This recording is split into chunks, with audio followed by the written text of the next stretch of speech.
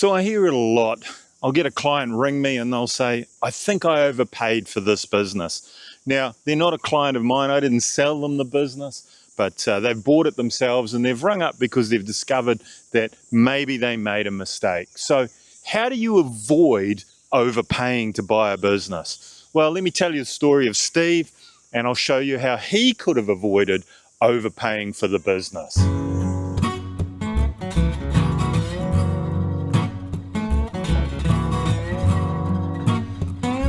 So I had a client of mine named Steve give me a call. I'd sold him a business maybe 4 or 5 years ago, and he was looking for something to add on to his existing business. He thought it would be a great idea to grow the business, but to grow the business, he'd do that by acquisition.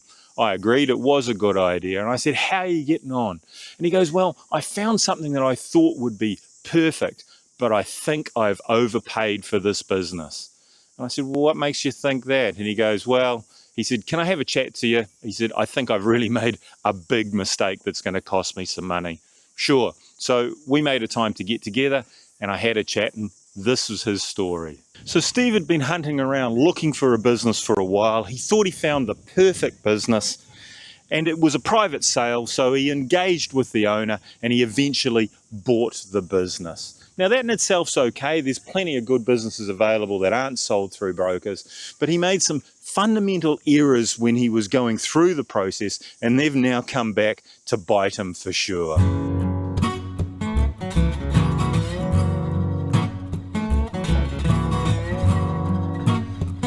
So we got together with the owner of the business and worked out a deal that he thought would suit both of them. They decided to do it privately. They didn't want to deal with a broker, and they didn't want to deal with a lawyer, and they didn't want to deal with other professional people because they were trying to save money. Well, you know that old saying, of course. If you think it costs a lot to use a professional, wait till you see what it costs to use an amateur. So let's start off with the errors that he made. The advisors that he used were not professionals.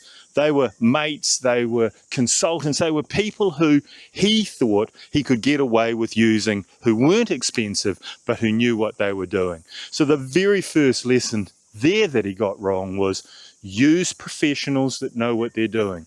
Get a good accountant, a good lawyer, and obviously a good business broker. You need to get people you know, you like, you trust, but people who know what they're talking about. They can give you good advice and help protect you during the sale. So the second mistake was not using a lawyer to draft the contract. So they got together, they used bits and pieces from old agreements and old contracts, and they cobbled together a contract that they thought would work really well. And indeed, it probably would have worked well had everything gone according to plan. But there's the value of a good lawyer. A good lawyer is going to protect you while ensuring that the deal still gets done. So he lost the protection from a lawyer. Now, I gave him the name of a lawyer to have a chat to. He went and spoke to that lawyer, and they tried to unravel the legal predicament he had got himself into. So he ended up paying a whole lot more in fees and a whole lot more money than he should have paid, just to end up buying the business. Add to that, he didn't use an accountant. He thought, well, I own my own business. I know how to read accounts, and he probably does.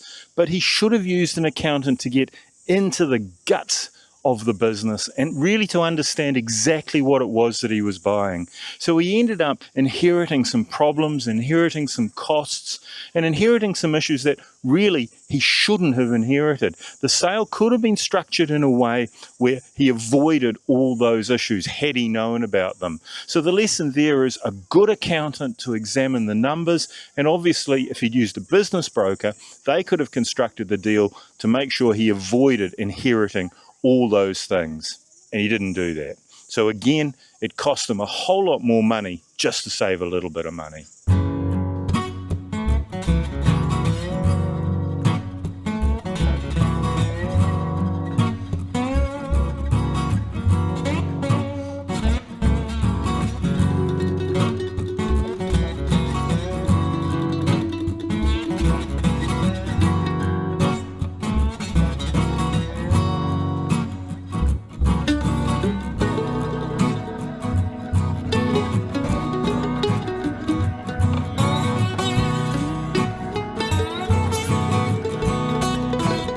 And of course, the last mistake he made, he didn't get a proper valuation for the business. So yes, he most definitely overpaid for the business. What he did was he sat down with the owner. The owner said, I want X.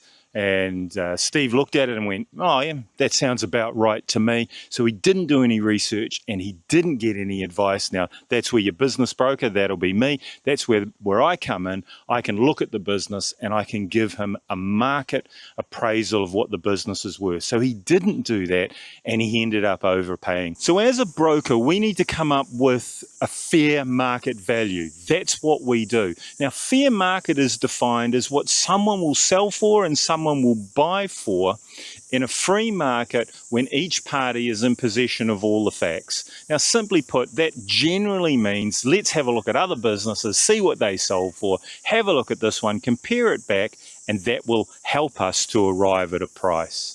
But in a closed market, if you get two people together and they aren't aware of all the facts, like sales stats, like what other businesses have sold for, then they come up with a value that they think is right, but it may be a million miles away from what the true market value of the business actually is. So in an open market, it will sell for what the market dictates, what true value is in the market at that time.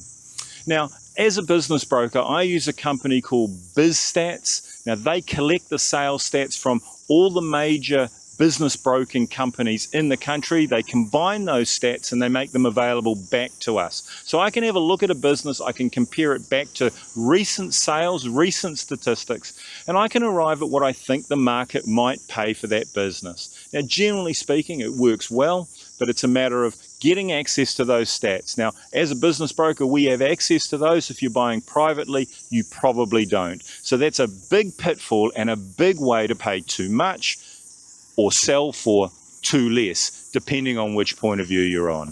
So did you know there are only two reasons, just two reasons why a business won't sell? What are those two reasons? Have a look at that video over there. Thanks for watching. I'll see you over there. Cheerio.